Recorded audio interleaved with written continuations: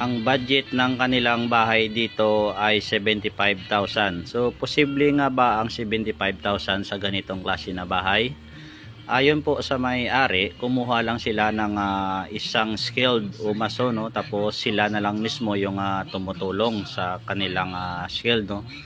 So kung nakikita nyo yung lalaki na yan na naka blue green na damit, siya po yung gumawa. Isa din yan sa mga kasamahan ko. So ang gagawin ko lang dito ay maglalagay lang ako ng bubong at tsaka si parlens. So dahil wala din siyang experience sa pagbububong, so siya na lang mismo yung sinama ko. So kung mapapansin nyo dyan ay walang mga poste yan, no? So kung tawagin dito sa amin ay yabil-yabil lang yung mga hollow blocks. Pero nilagyan niya ng biga palibot, no, o beam para maging at least ay matibay na rin. So marami na rin ang gumagawa nito, no. So hanggang ngayon tumatayo pa rin. So kasi maliit lang ang budget dito. So nag-start na kami diyan na magdugtong ng mga siparlens. Kailangan na putulin kung anong dapat putulin at idudugtong na ang dapat idugtong, no. So para lahat ay ready na, para di na tayo taas baba pa si taas, kailangan na nating dugtungin ang lahat, no. So pinagkasya ko lang yung kanilang materialis na sila na rin mismo ang nag-estimate.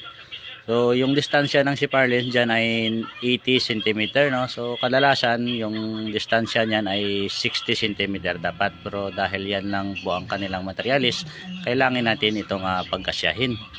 So matibay na rin yan kasi mayroon silang 5 Raptor, no. So okay na yan. So yan po ang nabuo ng isang araw namin ginawa, no. Sa 75k hindi pa po dyan kasama yung flooring, no. Wala pang flooring ang kanilang bahay. Sa paglalagay po ng siparlens, lalo na kung mayroong mga dugtungan, no, kailangan i-alternate natin yan para hindi yung mga dugtungan ay hindi sama-sama, no. So in-alternate natin dyan.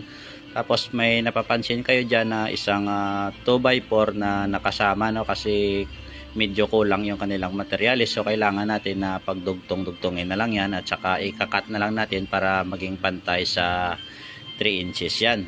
So yan lamang po ang diskarte dyan, no, para mapagkasya natin ang kanilang budget. Kung napapansin nyo, nagkakat dyan ng yero kasi hindi pantay yung kanilang hollow blocks dyan, no. So kailangan nating idikit yan sa gilid para kahit papano hindi dumaan ang tubig dyan kapag umulan, no. So kasi baka matagalan pa sila makapaglagay ng flashing. So at kung napapansin nyo rin dyan ay kapos yan, no. So in-advise ko sa kanila na pahabaan na lang natin ng konti kasi masyadong maliit yung kanilang bulada. So bibilhan na lang nila sa sunod yan para dugtungan na lang yung yero na kapos, no. So sila na lang mismo ang maglalagay daw doon, no. Ang laki po pala ng bahay na ito ay 18 feet by 20 feet, no. So gumamit tayo dyan ng 15 pieces ng 2x3 na siparlens at 8 pieces na 2x4 na siparlens at saka yung yero ay 22 pieces na yero. So hindi posible, no, kung mayroon tayong plano na magkaroon ng bahay, no, kahit na dahan-dahan lang, kahit maliit lang, no, na may magpagsisilungan tayo ng maayos na bahay. Siyempre bahay na tatagal, no, at hindi madaling masira. So ayan na po, ginabi na po kami na matapos yan. So maraming salamat sa kanila at nagkaroon tayo ng tsansya na tayo ang makapaglagay ng kanilang bubong, no. So maraming salamat po sa panonood.